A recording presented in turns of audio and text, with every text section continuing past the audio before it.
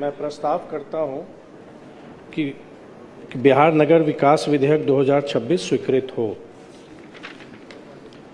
अध्यक्ष महोदय, आपके माध्यम से मैं सदन को अवगत कराना चाहेंगे कि बिहार में अभी भी जो शहरीकरण की जो प्रतिशत है, राष्ट्रीय औसत से हम काफ़ी पीछे हैं। किसी भी विकसित राज्य को देखेंगे और वहाँ के अर्बनाइजेशन को देखेंगे तो तमिलनाडु के उदाहरण अगर मैं देना चाहूँगा तो लगभग 50% के आसपास उनके यहाँ शहरीकरण हुआ है।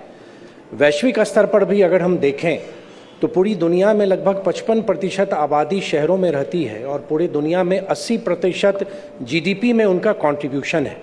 ठीक उसी तरह से अगर हम अपने देश की बात करें तो 30 से 35% की आबादी शहरों में रहती है और उनका कंट्रीब्यूशन जीडीपी में लगभग 60 से 65% है।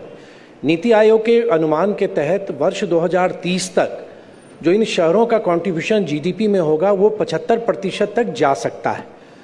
तो माननीय मुख्यमंत्री सम्राट जी के नेतृत्व में एनडीए सरकार ने बिहार को एक उभरते हुए अर्थव्यवस्था के तौर पर, क्योंकि शहर का विस्तार या शहरीकरण से पूरी अर्थव्यवस्था को गति मिलती है। ये मात्र शहरों का विकास नहीं है, शहरों के साथ साथ ये एम्प्लॉयमेंट अपॉर्चुनिटीज़ भी क्रिएट करता है और बड़े बड़े निवेशों को भी आकर्षित करता है।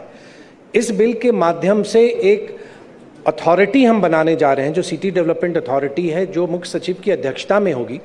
क्योंकि जब हम शहर का विस्तार कर रहे हैं, आप अवगत हैं कि सैटेलाइट टाउनशिप पर राज्य सरकार काम कर रही है, तो बहुत सारे इंटर डिपार्टमेंट इश्यूज़ भी आते हैं। तो उन इंटर डिपार्टमेंट इश्यूज़ को टाइमली रिजॉल्व करने के लिए मुख्य सचिव को इसका अध्यक्ष बनाया गया है। और मेरा विश्वास है कि इस अथॉरिटी के बनने से जो बिहार के शहरीकरण का जो विस्तार हो रहा है उसको हम रफ्तार दे सकेंगे। साथ ही साथ जो विषय आते हैं, कुछ इश्यूज़ आते हैं, जो कठिनाइयाँ आती हैं, इस अथॉरिटी के माध्यम से हम इशू को भी हम रिजॉल्व कर पाएंगे। तो आपके माध्यम से हम सदन को आग्रह करना चाहेंगे कि इस विधेयक को स्वीकृति प्रदान की जाए।